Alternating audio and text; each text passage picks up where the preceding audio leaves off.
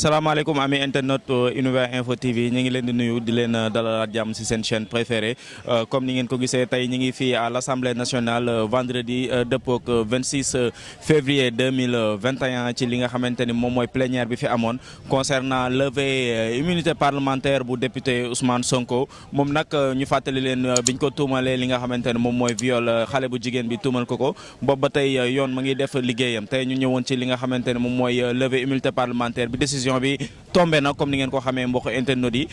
Ousmane Sonko ñi nga xamante ni ñoom ñooy majorité bi voté nañ ci li nga xamante ni moom mooy levée immunité parlementaire am gis ngeen réaction yi nga xamante ni quelques députés def nañ ko lu ci mel ni Déthié Fall ki nga xamante ni Moustapha Guirassy la ak ñeneen ak ñeneen Mame Diarra Fam ñoom ñëpp nekk ci wujjeeg politique yi ñoom dénoncé nañ ko ci li nga xamante ni moom moo xew ci biir yéen mbokk internet yi bu leen sori dañ leen di dégtal li nga xamante ni moom mooy réaction député yi malheureusement amuñu li nga xamante ni moom mooy réaction député majorité bi mais lu mu ci mënti demee rek li nga xamante ni yéen di ngeen ko soxla ci information lépp la fa tukkee woon ñu ngi leen koy dégtal léegi à tout à l'heure. Parlementaire recevoir un courrier,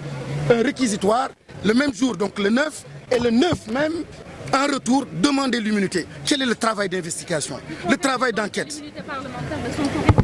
Pardon? Vous confirmez donc que l'immunité parlementaire d'Ousmane Sonko... Je l'ai suivi comme tous les Sénégalais. Il a parfaitement raison. Lorsque les choses ne se passent pas correctement et qu'il demandait que les choses se passent correctement, il est en droit de dire que je ne reconnais pas cette décision-là, issue d'une commission d'ailleurs qui est complètement illégale, parce que des articles, l'article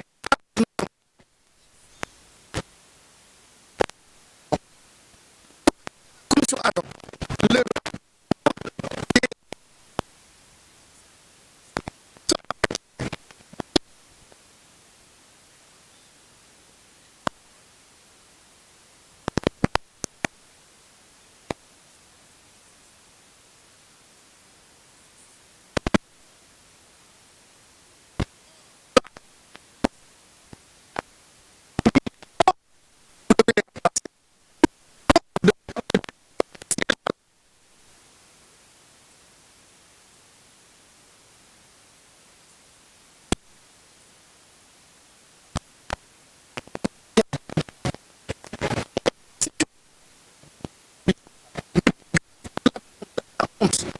c'est qu'on est en train de saper les bases de notre cohésion sociale. C'est très important. La justice, on ne s'amuse pas avec.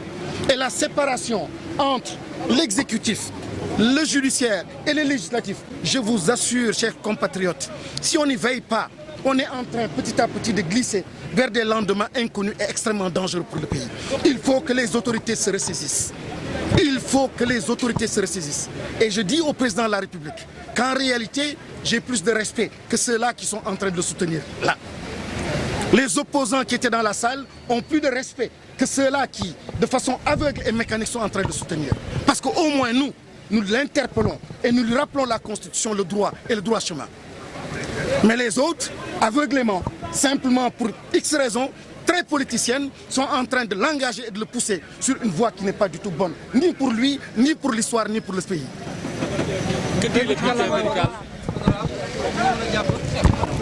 ak ay emploi massif nit ñi mën a toog force de l'ordre yi mu jox leen seen i cër ak seen i njaboot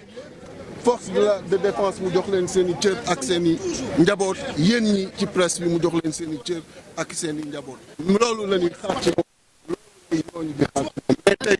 ki nga xam ni yàlla def na mu doon troisième à la dernière présidentielle ngay jéem na saxal mbiram erreur bu metti la na dellu si alors qu'il est temps li ma mën a wax nag mooy que na Sénégal yëpp mobilisé wu pour faire face ci lii nga xam ni moom la yëkkati ndaxte bu ko yëkkatee yëkkatiwu ko contre Ousmane Sonko mais da ko yëkkati contre la démocratie contre les libertés et li koy prouver mooy ñoo ngi tey assemblée nationale il faut ñu rappeler leen ko pour ngeen xam ko l'assemblée nationale mooy le lieu de l'expression libre de la pensée de la confrontation des idées mooy lieu bi nga xam ni fii la débat parlementaire war a am est-ce que loolu soxla ñu koy bunkériser soxla na police di ko encadrer non fekkoon démocratie mi ngi respirer normalement ñoom ñoo ngi leen di utiliser sur autre chose mais c'est parce que la démocratie moo suuxee ba yéen ñi mënu leen def seen liggéey ba tu as l'impression que tey dañu nekk ci régime dictatorial alors que nekkuñu ci loolu benn nit moo ko fa bëgg yóbbu muy le président Macky Sall moo tax ma ni l'heure de la mobilisation sonné na que tous les Sénégalais ñu nekk biir réew ak bitim réew nañu mobiliser wu pour faire face en tout cas joxe woon naa rendez-vous ak Sénégalais yi lii wér incha allah bu ñu yàlla mayee gudd fan ak wér rendez-vous boobu dinaa ko honorer je vous remercie.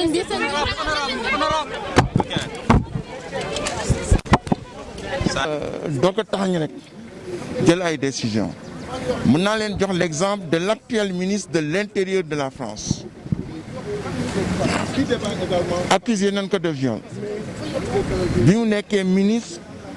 du budget mu dem ñaari yoon tribunal ñu acquitté ko bi mu nekkee ministre de l'Intérieur ñu interjeté appel ñu nommé que ministre de l'Intérieur toutes les organisations féminines de France et de Navarre ont manifesté pour mu démissionner Macron ne leen maa bañ parce que ñi nga xam ne ñoo koy accusé de viol noonu ñëw prouvé ni viol la dem na ñaari yoon tribunal tribunaux yu acquitté ko kon du moom interjeté nañu appel nañu bàyyi la justice faire son travail ay affaire la yu nga xam ni qui sont très délicates bala nga si soobu di dem war nga enquêtaat en France affaire viol yi ça peut prendre jusqu'à 9 ans 30 barki démb lañ ko condamné mais enquête bi 9 ans la durée ñu door a jël décision mais fii mënuñu en 3 semaines dagale ay preuves rek bëgg def l'appel la levée de l'immunité parlementaire de Ousmane Sonko j'ai voté contre parce que en tant que député j'ai pas eu assez d'informations me permettant en toute connaissance de cause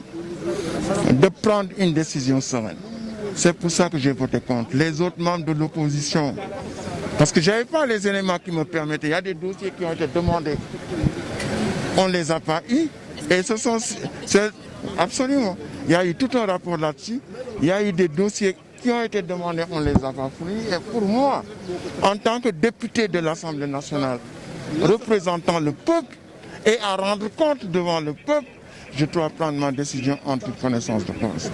Mais tel n'a pas été le cas. C'est pour ça que même si les autres membres de l'opposition sont sortis de l'hémicycle au moment du vote, moi je tenais à rester dans la salle et j'ai voté. Et je suis le seul vote non, 98 oui, le seul vote qui a voté non, Manmi m'a voté non parce que du point de vue du principe, je voulais marquer ce coup-là.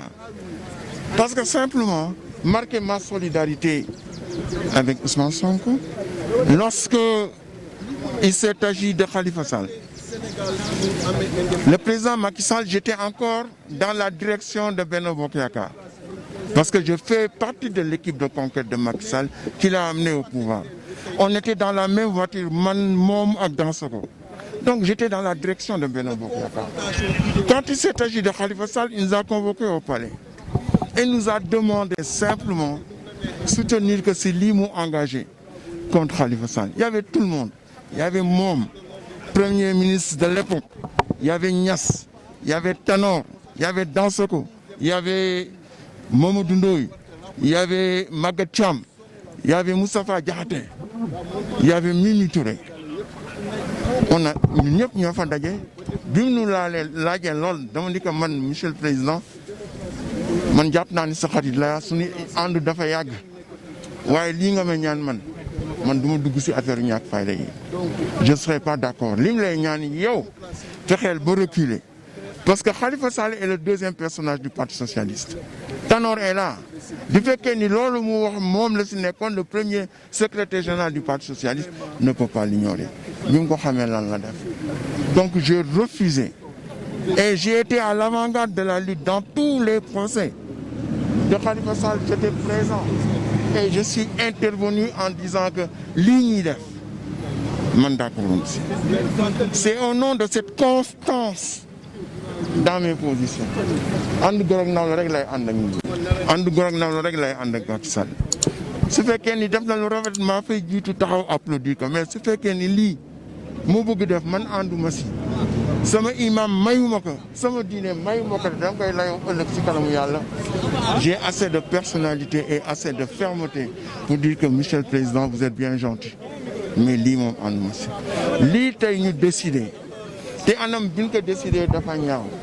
ñi nga xam ne nii d'accord noog ñoom bàyyiwuñ leen ñu wax dañ leen di yóoxu ba nu pare 5 ans de parole. On aurait dû prendre assez de temps à l'instar de ce qui se passe en France parce que c'est des accusations très graves. Je vous ai dit que Dieu a consacré 2 SWAT. Ñu def enquête bi le temps qu'il faut pour prendre une enquête pour faire cette enquête là ñu def ko mais defuñu ko gis nga dana xëy na dana woy ils sont majoritaires dana woy mais dana créer problème bi dafa am benn bés moo tax affaire yi il faut faire attention et pour faire attention il faut nga am xam-xam bu rëy dafa am benn bés ñu ñëw à l'Assemblée nationale un certain groupe ni rek il faut ramener la peine de mort ñi tëb di dal peine de mort ñoom ñëpp ñi intervenir il faut rétablir la peine de mort 2 jours de débat mais bàyyi leen bu ñuy bëgg clôturer débat ma yëkkati sama loxo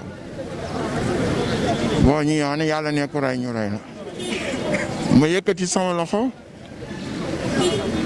Moustapha Niasse jox ma kàddu bi ma ni ko monsieur le président yàlla waxul rek ku rey ñu rey la yàlla wax na aussi que njaaloo ñu rey la su fekkee ne am nga ñeenti preuve ñoon prouvé que ne ñu njaaloo la waaw ma ne loolu la yàlla wax bu leen jël aaye ngeen dagg ko sa digg bi di wax loolu nga xam ne yàlla wax ko xam nga bi ma waxee loolu Moustapha Diakhaté bii moo xëcc sama yére ni ma toogal ma ni ko lu tax mu ne ma lii nga wax su fekkee ni loolu la ku njaaloo ñu rey la genn wàllu assemblée nationale góor ak jigéen daan leen rey ma ni ko kooku yow yaa am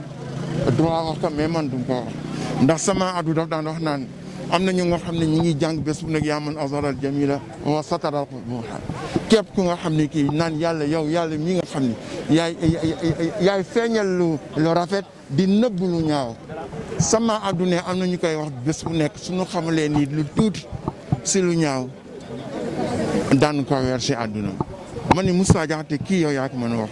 parce que yaay seen président groupe parlementaire waaye man mii mënu ma ko li ma bëgg wax rek mooy lii mënoon nañu prendre tout le temps ñu def les enquêtes nécessaires comme ça se fait en France. Je vous dis bien, c'est le ministre de l'Intérieur de la France qui est accusé de viol depuis plus de 6 ans. Dem na ñaari yoon devant les tribunaux et assumer ses responsabilités de ministre. Aujourd'hui, c'est le ministre de l'Intérieur. Ku joteeg yoon moom moo lay enquête te pourtant accusé nañ ko de viol. Bi ñu demandé Macron ni ko na ko dindi dafa bañ ni amu benn preuve ñi ngi leen daf leen violé nañu indi ay preuve ñii ñu wax tam ni Sonko daf leen violé xam nga la charge de la preuve tu vois c'est l'accusateur ou l'accusatrice moo koy indi waaw ils n'ont pas à